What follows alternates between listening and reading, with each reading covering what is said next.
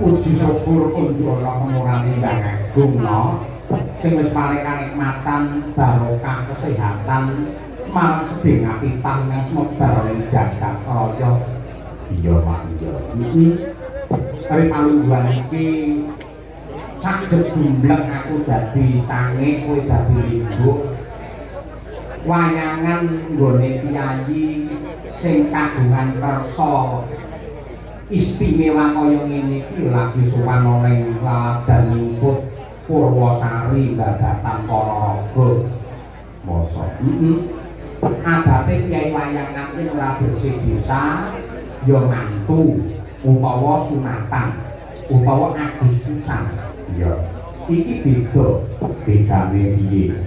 Mergo iki tasyakuran ulang tahun pernikahan emas anggene bebrayan ya kuwi Bapak Suwito karo Ibu Mariati. Alhamdulillah isih diparingi atut untuk rumpungan sing wis menikah selama 50 tahun nyatane piyayi kalih tansah pinaringan seger warasan muga-muga iki bisa nular marang awake dhewe sumrambahe kabeh para warga masyarakat ing wewengkon Liput Purwosari Babatan. Amin amin. Koyo niki piyayi pernikahan Mas kok nganti wayangan sedate piye? Manut pangandikane Bapak Suwita iki wis dadi tradisi dadi adat wiwit saka leluhure biyen kokno. Dadi budaya iki mulai leluhur dan sebagai ungkapan rasa syukurnya kepada Tuhan Yang Maha Esa. Oh, ngono. Mbok kuwi ulang tahun pernikahan perak utawa Mas sak gaduhe nalar sak kadare lampah ora kudu wayangan. Yen pancen ora cukup nggo wayangan ya sing baku syukuran ngono wae. Nek parandene gandeng Pak Suwita iki piyayi sing maniak neng wayang. Ya main bit neng wayang. Saben-saben awake dhewe sowan ngelaladan Madiun taladan Ponorogo panjenengane waton lunggar tur salirane pinaringan sehat mesti nusul. Lah panjenengane iki kelingan nalika aku jane gawe lucon nek kok dadi kanyatan. Lucon piye? Alhamdulillah sowan ngene laladan Ponorogo. Ya Allah sing nonton pirang-pirang sing nanggap arang-arang. Kuwi kata-kataku lak ngono kuwi. Panjenengane kan gugah mosok aku ning ndi mung nonton dalan ayu tak ditok sok yen ulang tahun pernikahan Mas aku duwe rejeki arepe ngundang dalang cah ilang madakarane kabeh. Oh kaya ngono Pak Suwita. Lah kok didekek nang sawah wayangane. Lah ning dalan kono ya terlalu coba, ora masalah kok, Nduk. Pedae apa? Gunane apa? Piyayi sugih duwe pangkat latare jembar ning yen duwe gawe rawayangan. Kuwi becik prasaja kaya pepundhenmu Pak Suwita, nadyan ora duwe latar, dalane ya cepet. Ning gandeng duwe niat, duwe tekad, tetep wayangan nggih hibur warga masyarakat Purwosari. Tepuk tangan untuk Pak Suwita. Kelok tenang tetep sedadani. Dasare iki ya nadyan ning tengah sawah iki ya sawahe dhewe. Sing ngomong sapa? Itu sawahe dhewe. Iki mau dituku paling tok 1.200. Ya mungkin iwane kok malah dilepi. Iya. Akhire kudu garing terus nembok nek ora apa-apa. Ora apa-apa. Turun yo kene iki sing apik lho, manunggali antarané seniman karo warga masyarakat. Iya. Sawangan panggunge gamelan kuwi lak rata nganti tekan dalan. Ya, dadi ora nutupi sing mirsani ora ndangak. Lenggah pinarak ngono wis cetha. Iya. Saya wis ditata karo para-para sing lenggah lore gamelan lore panggung iki rata-rata istimewa ya iki sing lenggah para emak-emak utawa ibu-ibu. Wis dikuasai emak-emak. Wis kek bar magrib mau ditengeri ana. Nganti nek wong lanang nunggu ning kono didon kok. Ngono ya. Kaya ngono kuwi lah. Sing jenenge wayang iki tak kira malah saya berkembang saya becik sing adate biyen wayang mung dipirsani karo Kyai Kakung tur sepuh. Ning di tahun-tahun ini sangat luar biasa karena yang nonton wayang sing mirsani wayang ora mung para sepuh tok, klebu para anak-anak kula generasi muda, wabil khusus emak-emak kepareng mirsani wayang. Rame lan ora wayang iki gumantung emak-emak. Aku iki paling seneng wayang lamun emak-emak lingguh cedhek karo panggung. Sebabe guyune lak banter to. Lek guyu banter iki nimbuli semangate seniman. Oh, ngono kuwi. Matur nuwun emak-emak mugi tansah pinaringan sehat walafiat ora rezeki. Lalu putra-putranipun dados lare kang soleh-solehah. Amin ya rabbal alamin. Aja akeh lek ndungane wong iki menanggap. Kok nanggap ora ngono. Nah lho. Bapak Suwita karo Ibu Mariati kagungan putra sing cacahe 4 sekawan. Ingkang sepisan ya kuwi Mas Bagus Setiawan. Angka 2 Mbak Ani Puji Rahayu, angka 3 ya kuwi Mas Kliwon, angka 4 ya kuwi Sugeng Suprandogi sing akrabe diundang ya Yoyo. Oh, iki dadi dampu Yoyo ketemu Yoyo. Sing bayari Yoyo sing ditangkap Yoyo. Ya. Apik judul. Amin ya Rabbal alamin. Lah, nuwun sewu kejaba saka kuwi Pak Suwito ki ya sore mau ki rada ngeluh ketemu Pak Dalang. Dados nggih kula mriki dusun nyumput mriki Purwosari mriki udakara pun 20 taun kiai mriki jelas boten nate nanggap panjang. Niki kula wiwiti dhisik muga-muga iso nular alhamdulillah mau bar magrib dipandhegani karo Mas Tarik Purwosari didherekake karo para BPD lan sepuh perangkat desa ngejot awake dhewe sisan gawe pengumuman sok tanggal 20 Mei bersih desa di lapangan Purwosari. Layangan ini saka Pak Suwito. Iya. Iya Pak Wito mau menerima Pak Dalang nanti dadi menang pirune karo Pak Lurah layangan teng lapangan Nuwun Sewu gawe matarane kula mangke ra ketang sewu kula mangparingi. Sila kata-kata dhewe wae. Aku mau dugal kono, dugal ya. Lah inti sarine nyung tuwa kaya Pak Wito karo Bu Mariati aja dadi bojo bisa dadi jodoh. Oh, orang dadi bojo ning dadi yo jodoh yen bojo iki ditambahi aku elek. Ya bojoan. Yen jodoh wae temenanan becik, ngerti kok bedane bojo karo jodoh. Ngertos mak ngertos dengan api paling dalu. Bedane bojo karo jodoh. Bojo kali jodoh menika menggawe ketang benten. Menawi bojo menika namung kadasar wonten tata lair wujudipun kasat mripat. Tegesipun namung winatesan ing keluargakan mila yang pados bojo menika langkung gampil awit syarat-syaratipun winatesan namung tata lair.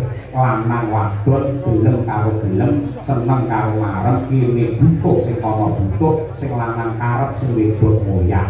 Niku wis dadi bojo. Terus mila saking menika tiyang bebujukan ingkang namung adhedhasar peningawadah lan siwurung hargane hawa nafsu menika adaanipun boten lestari. Tegesipun bubar tekandalan mergo talune katresnan namung kaiket pundak kumpul dening kepinginan lair ingkang sari owah diusir. Kuwi bojo nggih, yen jodoh menika dunungipun mapan wonten ing datos ingkang tulus, ati ingkang resik pinuntun dening roh suci. Mila saking menika rehni manungsa boten wonten ingkang sampurna pramila bab jodoh kaliyan bojo menika Gusti ingkang nyipta jagat ingkang renang mentokaken betasan dipun aling-alingi gunung pitu segara pitu yen kira sampun kinudrat dados jodoh tinuku sarwa laku boten dadi kirang margi maku. Bener. Dadi ora mung dadi bojo ning jodoh kaya Pak Suwito kuwi ya. Nggih, ingkang sae kados mekaten.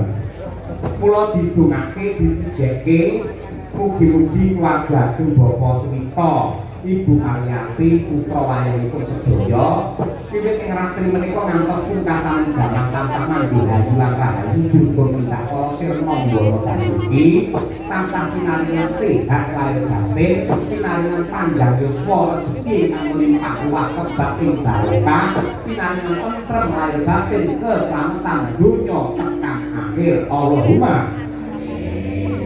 Hasbunallah wa ni'mal wakil.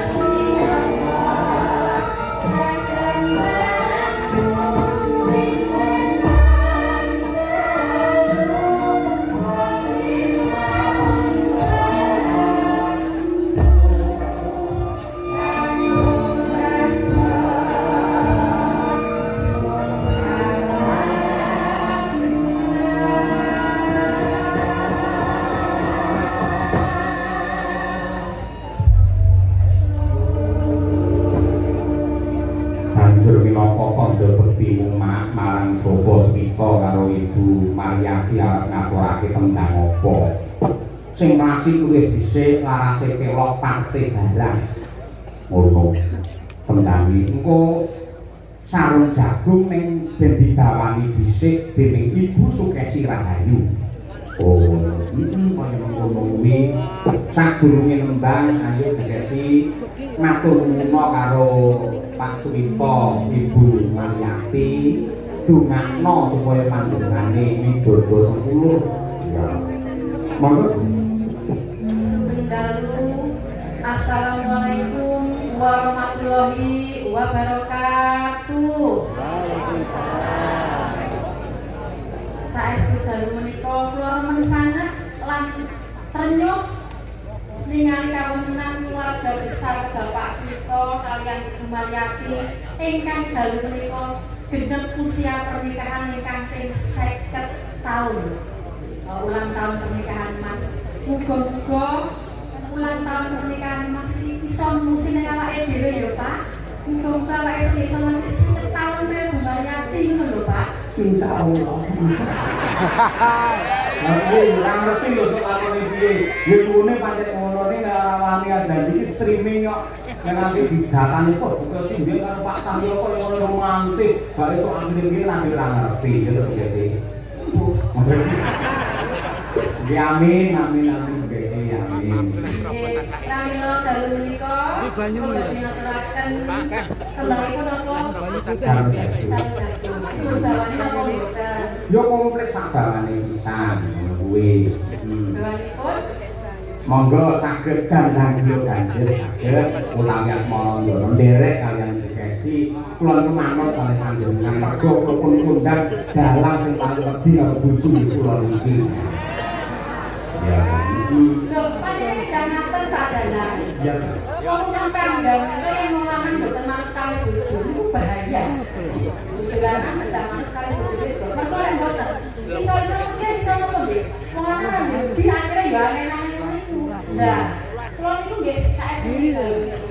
Ibu Maryati menika saged menguasai bapakipun. Menguasai. Kula tembangi sarung jagung. Apa kok ngangge sarung? Nuwun sewu, sarung itu adalah simbol kejujuran. Jaba jero padha. Saiki iklan Bu Kesi. Nuwun sewu. Iklan kopi kapal api kae ngapusi. Jare kapal api dibuka orane kapale. Sak 3 roda kae. Bareng dibuka kae bak nyamuk jero kena rodane. Sing jujur ki ya kuwi sarung.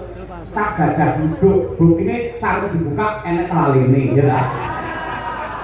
Wes, cek ombak.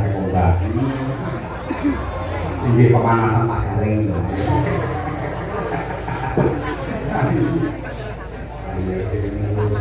Apa dulu?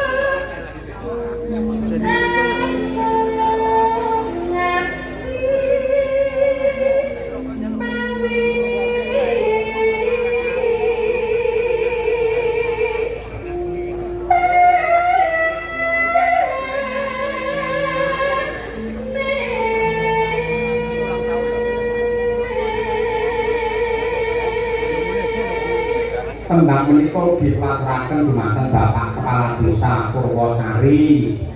Pandonga kula mugi-mugi ingkang dipun paringi sehat. Ya kok bar mundung lho. Lha nggih Pak nggih. Pak Lurah bar kecelakaan nggih. Nah, dipun dongaaken ndak sehat, ndak boleh. Wong niku lak ya diweke kalih danyang aja lali panyangan. Ora boleh duwe.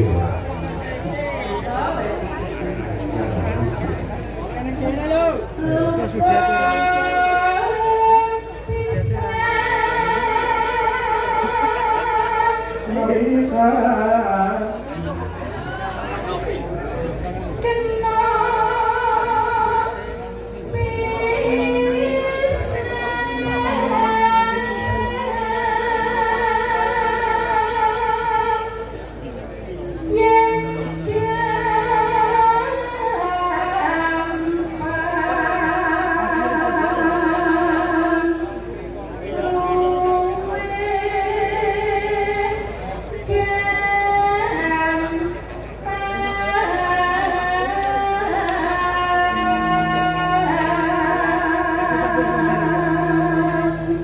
ugi nglapuraken minangka tandha sungkem pangabekti kula dumateng para kyai nyai pengasuh pondok pesantren Laladan Ponorogo badhe khusus ing pondok Panisanga Ngabar ya sing winginane Kyai Ihsan digerakake karo Kyai Jainul Indah ning Jabar Karanganyar pondok Panisanga sing biyen sering wayangan lan off bertahun-tahun insya Allah wayangan meneh besok tanggal 4 Juli wah ya karo kami drama ya pondok sama ya